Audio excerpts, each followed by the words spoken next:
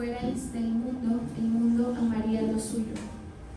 Pero porque no sois del mundo, antes yo os elegí del mundo, por eso el mundo os aborrece. Gracias te damos, Señor, por este momento. Hoy nos disponemos para recibir tu palabra, que tu presencia fluye, Señor, te pedimos en medio de nosotros que hables a nuestro corazón.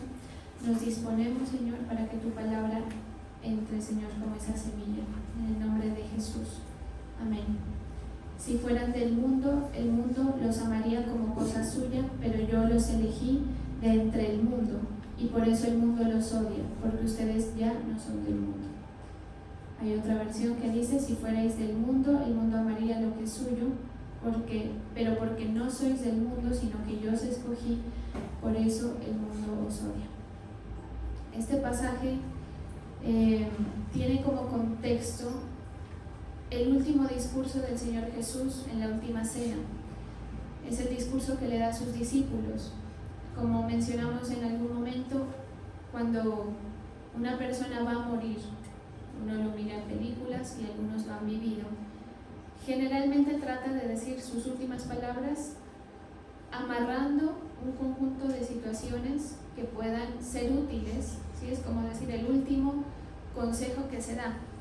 Esta era la situación del Señor Jesús en este momento. Él sabía que después de esta última cena venía su proceso para la muerte, para ser entregado.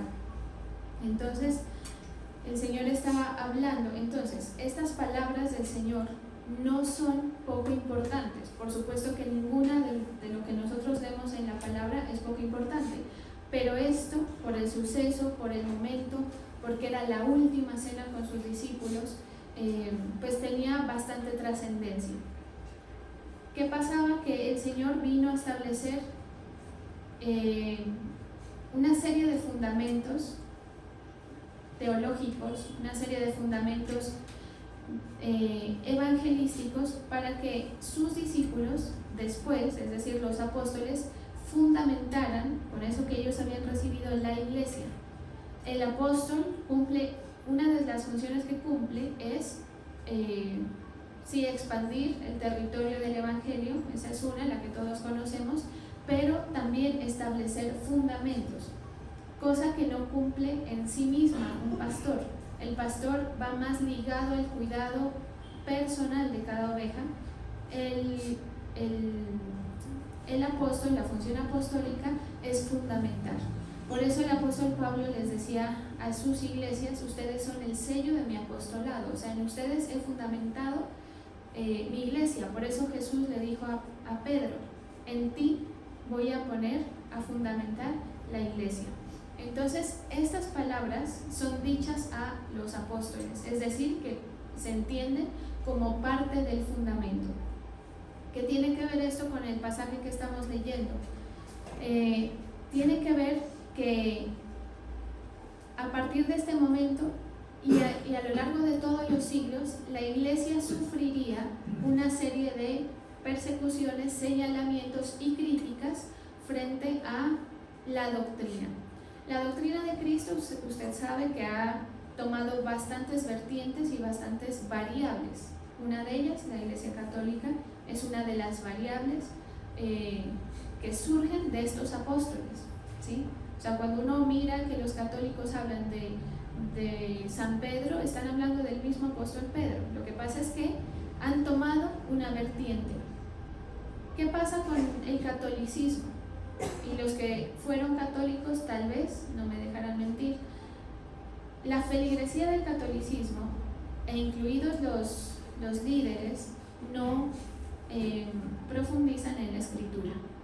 Por eso se dio todo eso que nosotros conocemos como la reforma de Martín Lutero, en la que el plan de él, la intención de él, es profundizar en la escritura. ¿Qué quiere decir?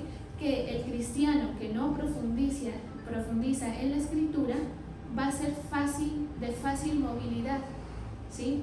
Uno mira a la gente, miren, en el ministerio se ve inclusive, la gente sigue la autoridad no porque conozcan la escritura, la gente sigue, no todo el mundo por supuesto, pero sí hay bastante gente así, y en este caso el Señor quiere que uno a usted le hable y usted salga de ese montón. En general, la gente de la iglesia sigue una autoridad por lo que ve en esa autoridad, ¿sí? Entonces, usted sabe, uno mira a la persona y dice, es que sí tiene autoridad por X característica que tenga, por determinada cosa que a usted le parece que sí, y ahí hay un problema, ¿sí? Porque ustedes que están escuchando, ustedes que están caminando esta carrera, deben saber por qué están siguiendo a Jesús, deben saber por qué están plantados aquí, ¿sí?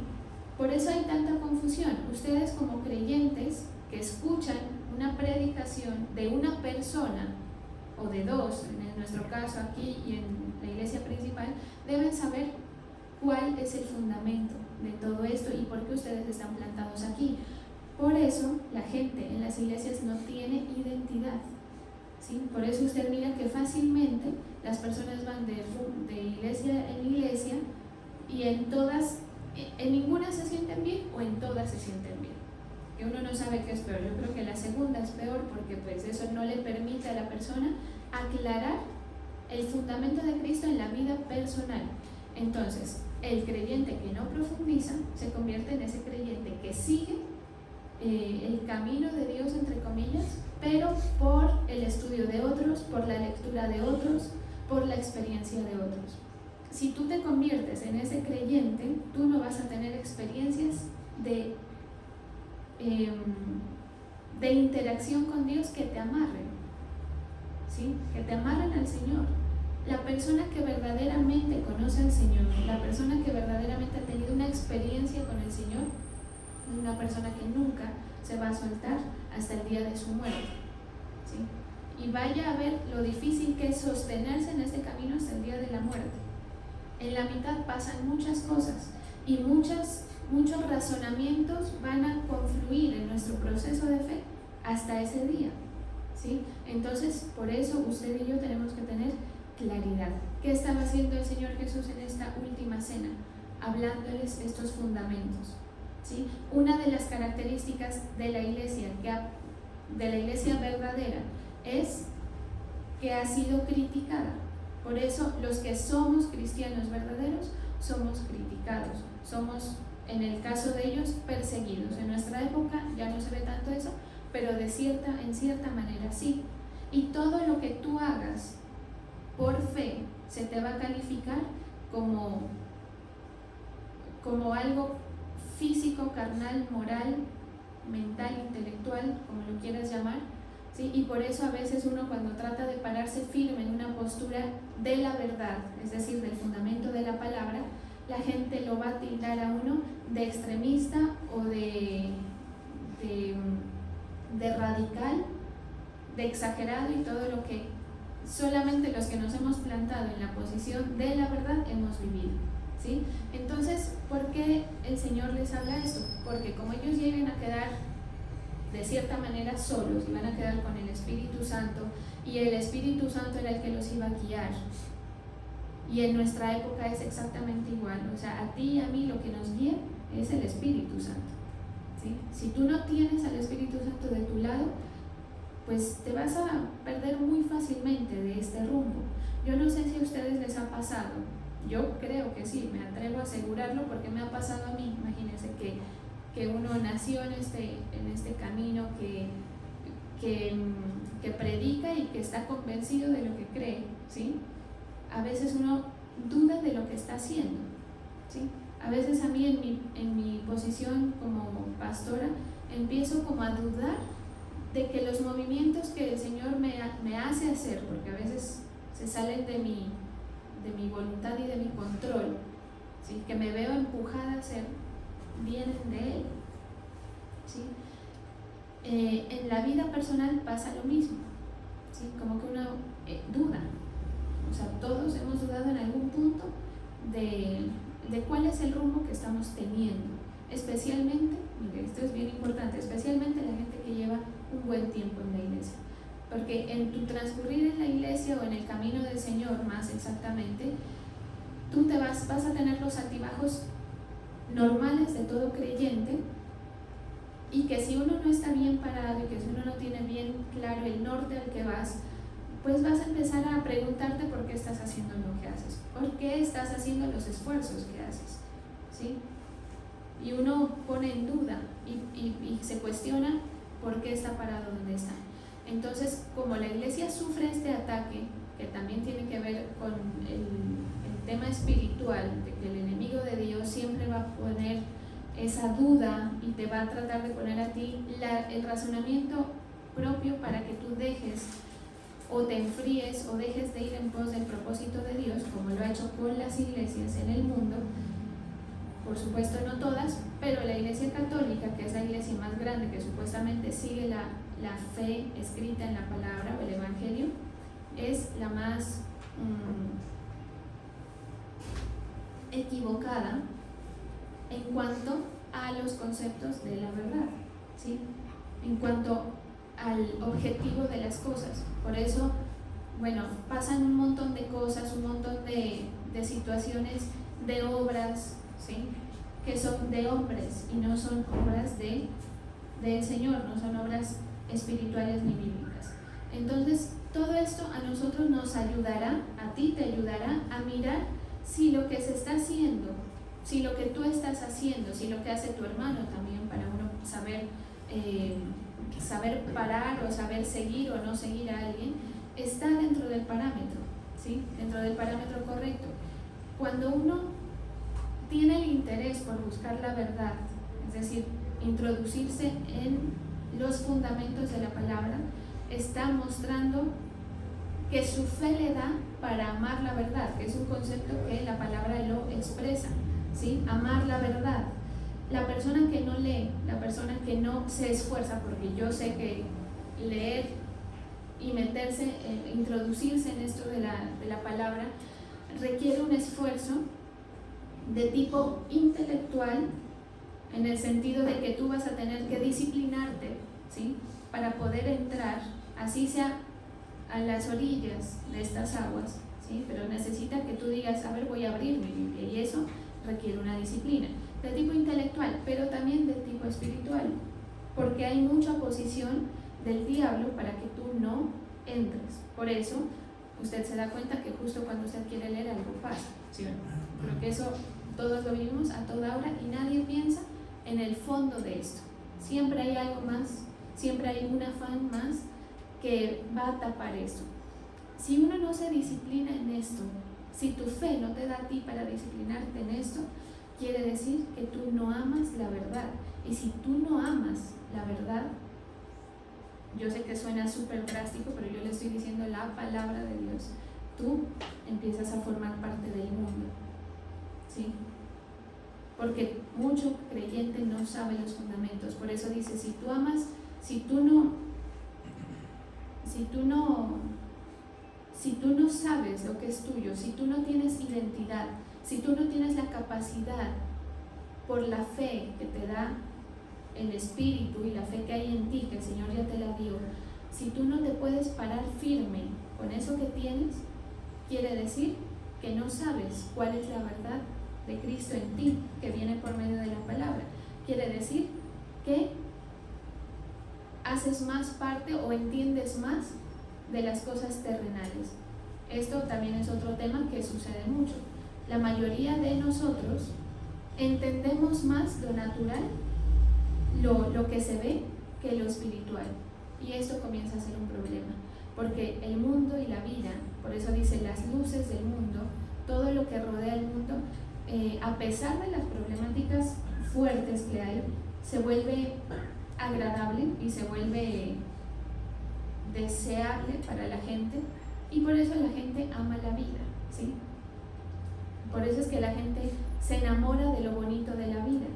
Ahora, el Señor no es que nos esté arrancando lo positivo de vivir. De hecho, Él la creó. Todo lo que usted ve hermoso, todo lo que es bueno, proviene de Él, ¿sí? Pero el creyente tiene que tener su fundamento claro, porque ya sea por el mundo, ya sea por corrientes, ya sea por asuntos personales, es decir, debilidades que están en ti mismo, vas a no poder seguir el camino, ¿sí? O sea, si tú tienes todas las ganas de avanzar, pero tienes un vicio, tienes una incredulidad, tienes falta de orden en tu vida por múltiples razones, eso también va a interferir en que tú profundices y tengas fundamento. Aquí hay un tema, no sé por qué el Señor me trajo a hablar de esto, esta no era mi idea principal, pero aquí hay un tema, que la persona que no tiene fundamentos no puede liderar, ¿sí? La persona que no tiene arraigo, ¿sí? Como un edificio, la persona que no tiene debajo de la tierra cimentado el fundamento de la verdad, no puede sostener ningún proceso. Y uno lo ve en la práctica, ¿sí? Y yo se lo comparto porque de pronto a usted este tema un poco más administrativo no le importa, a usted le importa más lo que sucede en su vida, pero se lo comparto porque uno ve en el proceso a la gente un poco desde fuera, como líder espiritual, y por supuesto que a uno también los líderes de uno lo verán de la misma manera. ¿Qué pasa? Que uno mira que hay gente a la que no se le puede confiar cosas, ¿sí? Que hay gente a la que no se le puede poner en las manos a disposición un proceso de tipo espiritual. Por eso a veces a uno le preguntan ¿a quién tenemos en cuenta para determinada cosa? Y según la dirección del Espíritu, que yo la considero así porque, bueno, en otro momento contaré por qué, pero según la dirección del Espíritu uno se da cuenta que hay gente que, aunque llevan años, son poco consistentes en la fe, ¿sí? Y en el liderazgo de la iglesia sucede eso. A veces uno quiere ampliar las posibilidades de uso, porque nosotros somos instrumentos, ¿sí? O sea, ustedes y yo somos instrumentos, entonces uno dice, podríamos usar esta otra espada, que eso nos daría más posibilidades, ¿sí? Pero cuando tú vas a ver, sientes que no, ¿sí? ¿Por qué? Porque no hay un fundamento en ti. Ahora, esto viéndolo desde el punto de vista congregacional.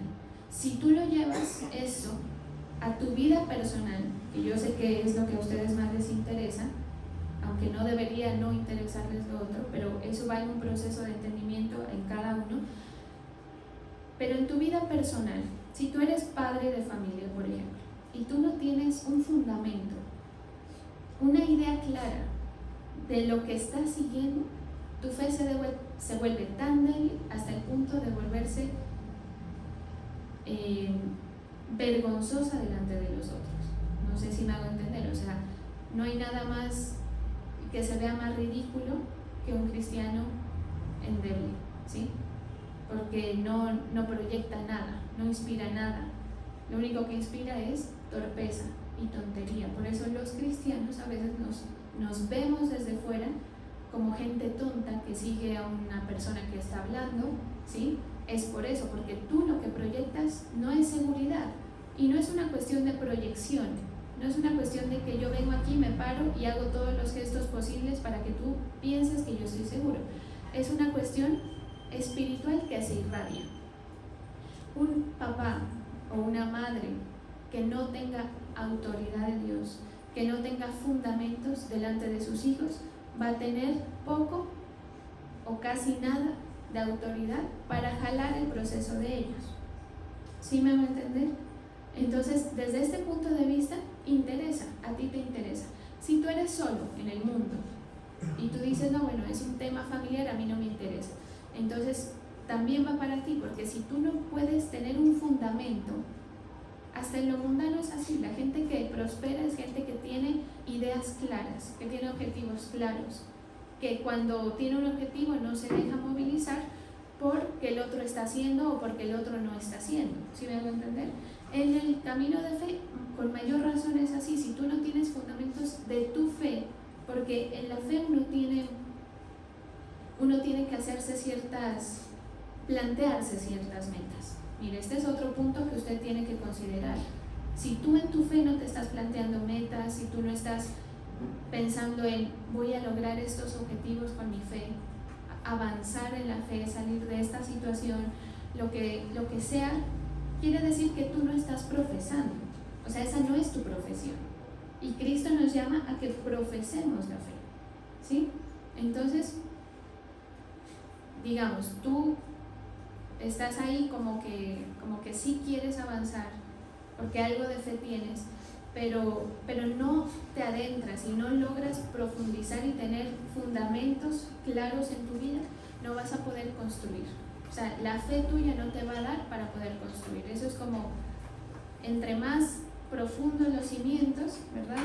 Don Félix, que trabaja en este tema de obra, entre más profundos los cimientos, más alto se puede construir. Por eso es que hay gente dentro de una iglesia cualquiera en la que uno ve poco fruto. Tal vez se ve un fruto, pero se ve poco fruto, ¿sí? Entonces, todo esto, toda esta palabra que el Señor nos está hablando hoy, es para que tú te preguntes. Si a ti te dijeran, a ver, dibuje sus cimientos, ¿sí? Haga usted el ejercicio en tu fe.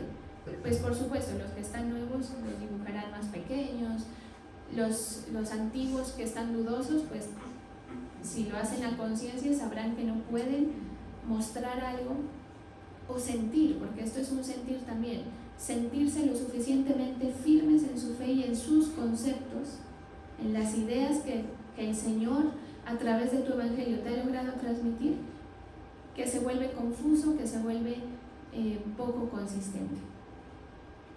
Obviamente Jesús le estaba hablando a los que iban a ser las 12 columnas, ¿sí?, de todo este proceso de evangelización que iba a venir a lo largo de los siglos. Entonces en ellos esto tenía que estar claro. Aquí hay un tema importante, y es que este pasaje, si bien es para los discípulos apóstoles, luego por el mensaje escrito se convierte en un mensaje para la iglesia.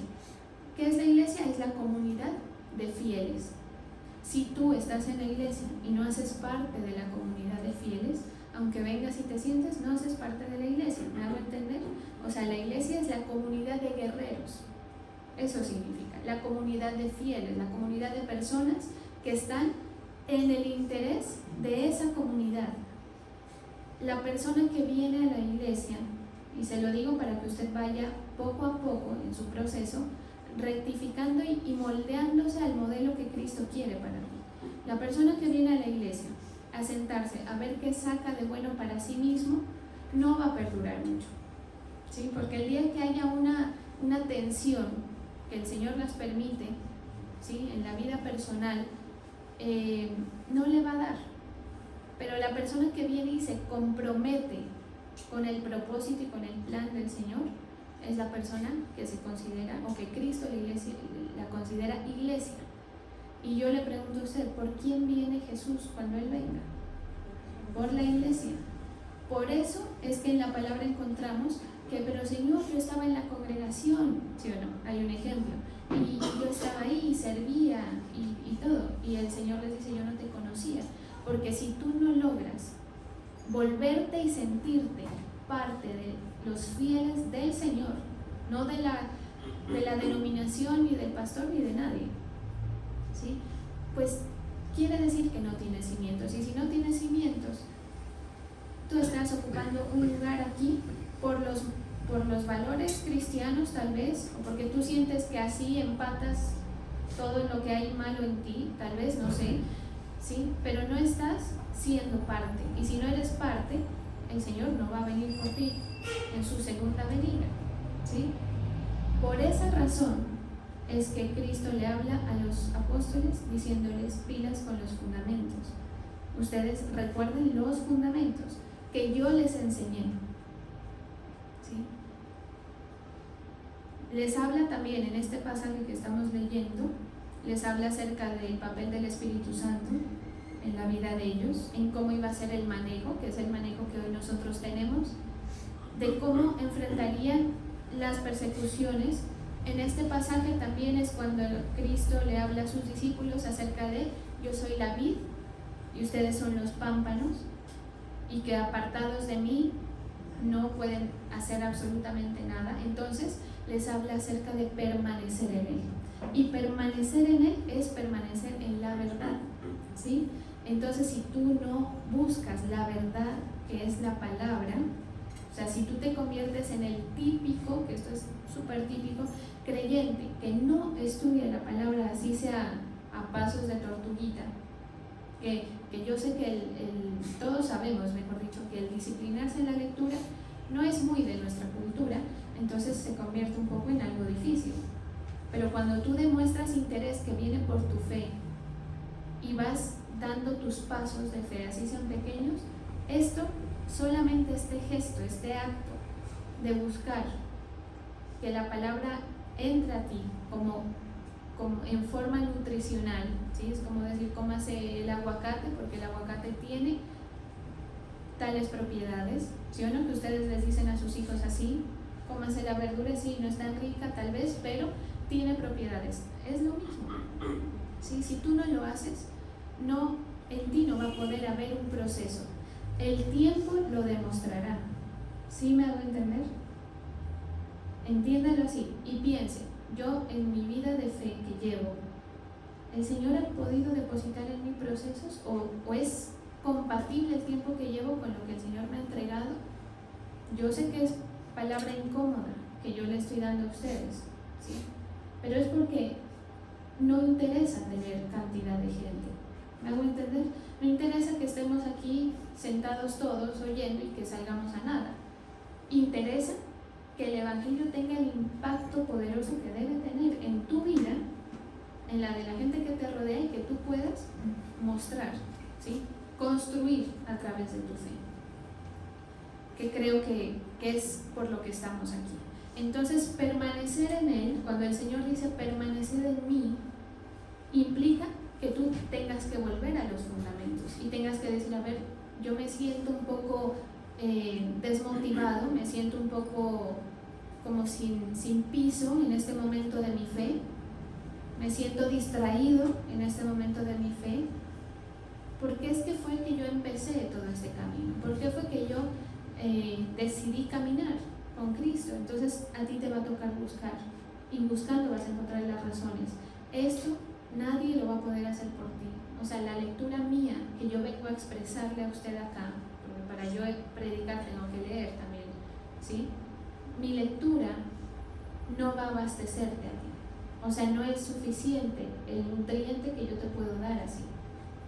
Hace falta que tú tengas una relación personal. Por eso les decía, la persona que no ha tenido una experiencia personal con el Señor se termina soltando, ¿sí? O sea, tarde o temprano, a veces hasta pasan años. Eso es como esos matrimonios que uno dice, pero ¿cómo se divorcian a los 20 años de casados? Que parece hasta ridículo ya a esas alturas, pero sucede, ¿sí? Y hasta con más años. Entonces, es algo similar. O sea, si usted no logra tener la experiencia, que esto es lo que todo creyente debe tener. Señor, yo tengo hambre por sentirte yo a ti, sentirte inequívocamente, tener experiencias espirituales que a mí me permitan decir, yo sí he sentido al Señor. Cuando uno ha tenido eso y cuando uno dice, yo sí sé lo que es sentir al Señor, hablar es bien fácil, ¿sí? Evangelizar es bien sencillo, porque uno habla de algo que para uno es verdad, y lo que es verdad uno lo tiene ahí fresco, ¿sí? Lo que es verdad uno lo dice con convicción, lo dice de manera convincente,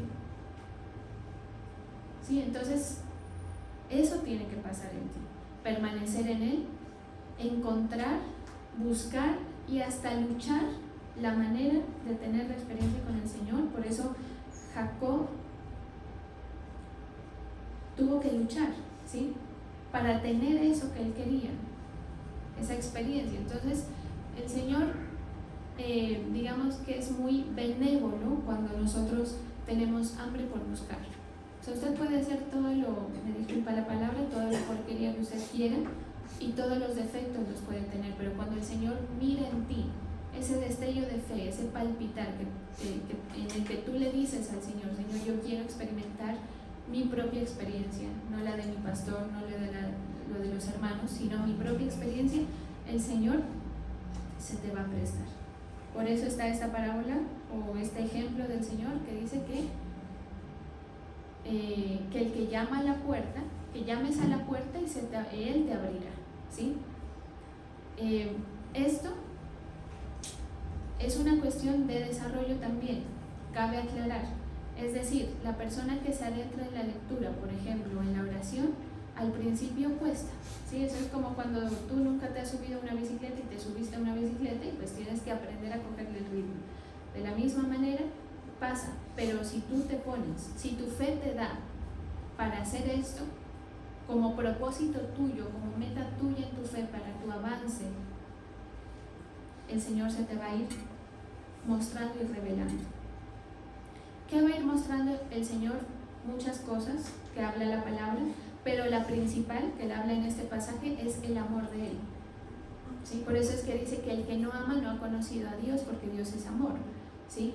O sea, la primera muestra que el Señor te va a dar a ti es sentir su amor, expresado en diferentes maneras. Otra muestra de que tú tienes experiencia con el Señor es que te sientes unido a la iglesia. Una de las características de la iglesia es la unidad. Por eso es la congregación de creyentes. No la unidad de somos amigos y estamos juntos en esto, no esa unidad, sino la unidad de el interés personal por la obra del Señor.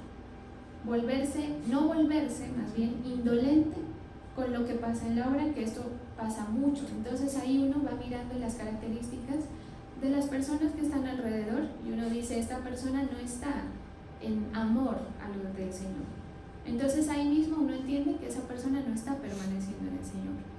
Ahí mismo uno se da cuenta de que esa persona no ha tenido el interés por buscar o amar la verdad, como lo llama la palabra. ¿Sí me hago entender? ¿Qué pasa? Que cuando la persona, así sea con debilidad, le dice, Señor, yo quiero permanecer en ti, quiero avanzar, quiero conocerte yo a ti, empieza a haber una transformación que va desde dentro, ¿sí? Y que se va a reflejar. Cuando esto sucede y la mayoría de creyentes están en esta postura, la iglesia tiene poder de Dios, ¿sí? En medio de la congregación empieza a moverse el Espíritu Santo, que es lo que le pasaba a los apóstoles. Por eso, ¿qué pasó después de la crucifixión? El día de Pentecostés, ¿sí? Que es, mire, ellos sufrieron, por amor al Señor, sufrieron toda esta pérdida y estaban ellos devastados y tenían el interés y todo, y después vivieron el día de Pentecostés. Quiere decir que inmediatamente después de que tú amas la verdad, buscas permanecer en ella, ¿sí? Buscas tener tu experiencia personal con el Señor o tienes interés, tu fe te da para tener interés, empieza el Espíritu Santo a moverse. De otra manera el Espíritu Santo no se mueve. No sé si me están siguiendo o lo están viendo como yo veo que esto va, mejor dicho, como piezas en un rompecabezas. O sea, por eso es que la iglesia, todas las iglesias del mundo, la que diga que no, está mintiendo, quieren ver el mover del Espíritu. Y uno que lleva años en ese camino, uno ha conocido un montón de gente, de iglesias, que sí y que no. ¿Sí me hago entender? Que sí tienen el mover y que no tienen el mover. Y como decía alguien por ahí, este camino no es tan sencillo. Cimentar a la gente no es tan fácil. Que tú te convenzas, que tú salgas, porque yo sé que la mayoría de aquí van a salir y se les olvidó esto, ¿sí? Pero van a haber otros que salgan de aquí y digan, a partir de hoy voy a buscar la palabra. No lo he hecho, la verdad es que no lo he hecho. Voy a buscar permanecer en él, voy a buscar mi experiencia personal. Solo con esas personas pasa el mover del Espíritu. Por eso es que aquí en este pasaje que es tan completo, el Señor Jesús les está hablando a sus discípulos para fundamentar, advirtiéndoles y recordándoles lo que iba a pasar, que es el rechazo, la crítica. Si tú eres un cristiano que le cae bien a todo el mundo, permíteme decir, tú eres un verdadero mundano, ¿sí? Si tú estás aquí ahorita que estamos en fiestas, o que está la gente en fiestas, si tú estás en las mismas fiestas del mundo y todo el mundo, este es un cristiano bacano, eres del mundo. Y puedes decirle a quien sea, pero no al Señor no le puedes engañar. Ah, no, que yo he visto que los otros cristianos sí celebran, que esa es la pregunta de todo novato, y se entiende, ¿sí? ¿Sabes por qué te preguntas eso? Porque tú no has leído, porque tú no has escudriñado. Cuando tú escudriñes y te des cuenta de todo lo que dice la palabra, vas a decir, estos otros creyentes no han leído la palabra. Así de sencillo. Yo sé que parece que le estuviera tirando, pero no, porque nosotros, o el Señor, nos ha dado el privilegio, la misericordia, de que en este ministerio se busque la verdad, ¿sí? Esto no es un club, olvídese de eso, ¿sí? Nosotros no somos una comunidad de amigos, no tenemos intereses en común. Por eso yo les decía el domingo pasado, a los que estuvieron en la celebración del cumpleaños, realmente lo que se celebra aquí no es el cumpleaños mío, porque o nuestro, porque si fuera por el cumpleaños, yo le aseguro que con quien usted le estuviera celebrando a sus allegados y yo estuviera celebrando con mis allegados. ¿Sí me hago entender? Estamos celebrando porque somos la iglesia, porque es el único interés en común que tenemos, ¿sí? Porque si nos pusiéramos a convivir, pues nos vamos a dar cuenta de que ustedes son una cultura totalmente a la mía y así, ¿sí? Y que sus ideas son distintas a las mías, etc. Entonces, ese es el punto. Toca limpiar, ¿sí o no? ¿O usted quiere ser parte de los miles de creyentes alrededor del mundo que no saben ni jota de la palabra y que por eso están en prácticas paganas, por ejemplo? ¿Sí? Y no solo eso, porque si uno dijera, no, es que están en prácticas, pero no pasa nada, pues que el mover no va a estar ahí. Qué pena, habrá otra cosa, pero Cristo, la esencia, por eso el fundamento, no va a estar ahí. ¿Sí? Por eso a veces lo que une una congregación son las amistades, y por eso los discípulos se vuelven amigos del pastor y todos. Pero ¿qué pasa? Que el rato menos pensado hay una discusión, como en todo, ¿sí? Y ahí se acabó. Pero nosotros estamos siguiendo a Cristo y estamos siguiendo la verdad de Cristo, y esa verdad de Cristo a ti te debe servir para tu vida en particular, para construir, para salir de tus situaciones. Esa es la verdad, ¿sí? Para estar en la voluntad de Dios también, porque no es solo lo tuyo, para estar en la voluntad del Señor. Por eso Cristo aquí les habla de todo esto. El día en que te dejes de parecer al mundo es porque te estás pareciendo al Señor. Por eso es que el mundo aborrece todo lo de Dios. Ayer vi un video súper maluco que yo dije, esto está lleno de porquería en redes sociales, y salía un, ¿cómo se llaman los que trans? Travesti, no sé cómo es la palabra exacta, y decía, ustedes se han dado cuenta, o sea, un hombre así maquillado y todo, ¿no? O sea, con toda un hombre que quiere ser mujer, y decía, ustedes se han dado cuenta de que ahora muchísima gente quiere ser trans, de la cantidad de gente que ahora se quiere volver trans. Y yo decía, cuando vi eso, lo pasé por supuesto de largo, que me voy a poner a ver semejante porquería, ¿sí? Pero ese fragmentico que miré me hizo a mí pensar, el deseo del hombre sin Dios siempre va a ser en contra de Dios, ¿sí me hago entender? Por eso es que el pecado está tan arraigado ya, que el homosexualismo, usted sabe, creo, si no, se lo informo, es rebeldía. Es como decir, Dios me hizo mujer, quiero ser hombre. Él se equivocó entonces, ¿sí? Pero ese sentir que la gente piensa que es propio, es que yo me siento, es que yo qué hago si yo me siento, es puesto por el diablo. O sea, es el pecado que ya fermentó, que ya hizo, ¿cómo es que se dice cuando el cáncer? Ya hizo metástasis. Entonces tú estás plagado de eso y piensas que es tuyo, ¿sí?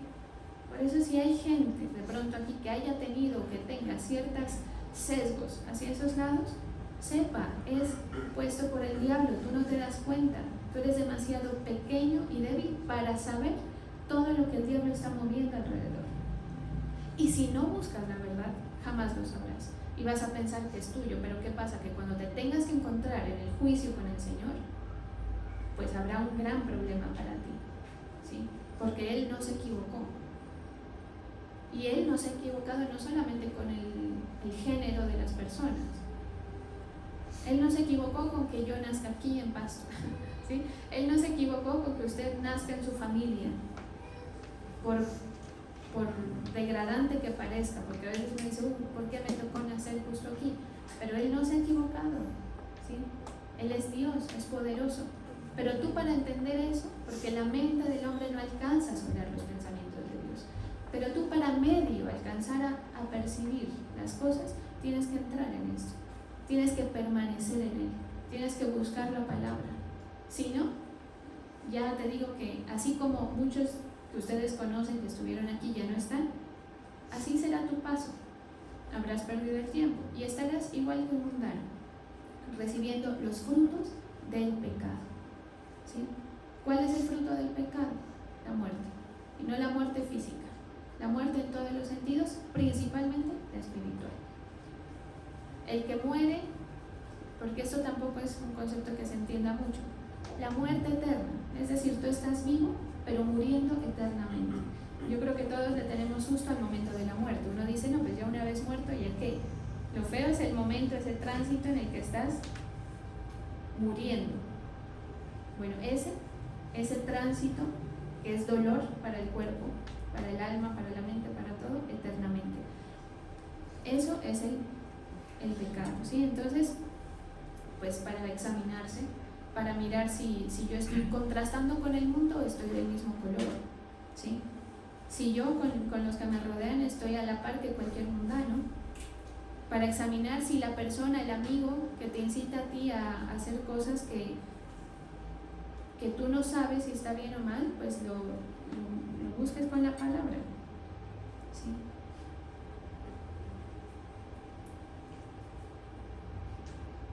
Y permanezcamos en la posición, ¿sí?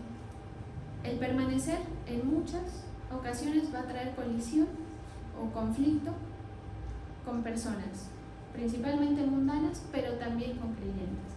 Usted se ha dado cuenta que la iglesia cristiana tiene bastantes disputas entre sí, o sea, es como que estamos peleados los unos con los otros.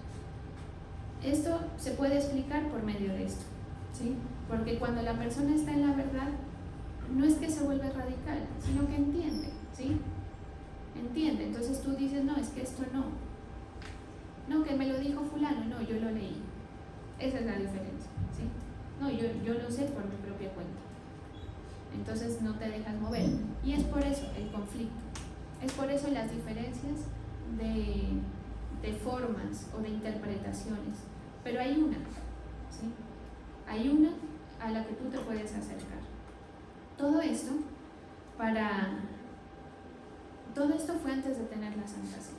Entonces, pues justamente, yo no lo planeé así, pero encaja perfecto, ¿sí? Y después de que les dijo todas esas cosas, empezaron a comer. Y mientras comían, el Señor les dijo, el Señor Jesús tomó el pan y lo bendijo, ¿sí? Y les dijo, hagan esto en memoria mía. O sea, ahorita lo que vamos a hacer, la Santa Cena, no es una práctica hecha por hombres, como muchas, ¿sí? Sino que es una práctica que el mismo Señor hizo. El Señor no dijo, celebren mi cumpleaños, ¿no? Uno tiene que irse a lo que era importante, ¿sí? Pero sí hagan memoria de mí, ¿sí? Hagan esto en memoria mía. Entonces tomó el pan y lo bendijo y lo partió.